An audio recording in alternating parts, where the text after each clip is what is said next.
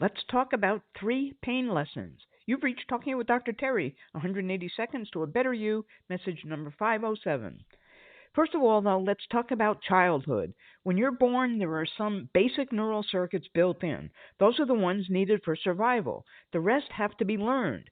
Since the brain then is essentially a barren ground, you can see how it would be easy for a baby or a child to establish neural circuits. We all know that children can learn languages much more easily than adults, so it shouldn't be a stretch to realize they can develop highly sensitized fear and protective neural circuits as well. In my child, every single day was filled with fear. Fear of what my father was going to be angry about and what he'd do.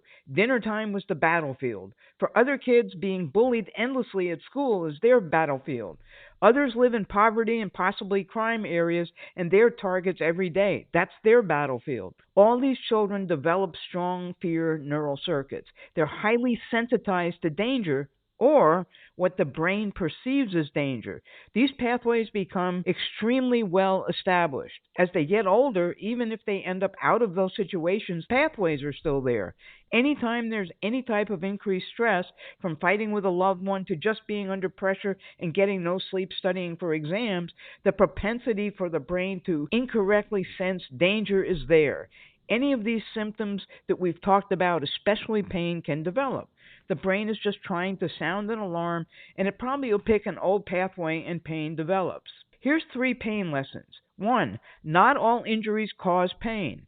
There was a guy at a construction site who shot himself in the hand with a nail gun. It went right through the bone and the tendons and everything else, and it was something that would cause anybody excruciating pain. However, he had no pain, and it's theorized that that was because he had to drive himself to the hospital. Number 2. Not all pain is due to an injury. There was a guy who jumped from the scaffolding, landing on a nail. It went right through his boot, protruding up the top so everybody could see it stick out, and he was in agonizing pain. They rushed him to the hospital, gave him painkillers, cut off the boot, and guess what? It hadn't even touched the foot. It went right through the spaces between the toes. His pain was real, but the brain had created that pain. Number 3, all injuries heal. There was a doctor who was injured in Vietnam with shrapnel in his leg. Decades later, he's walking along and a helicopter came close and made a lot of noise and surprised him. He kind of fell to the ground, pain in his leg. It was the brain that decided whether or not to turn the pain on or off or make it persistent. The neural circuits of pain can be learned and remembered by the brain and reactivated later. So these 3 messages have been like a movie trailer just to introduce you to the concept of brain and the pain. I'll move on to other things if that's what you want. Let me know what you want. Have a diamond day.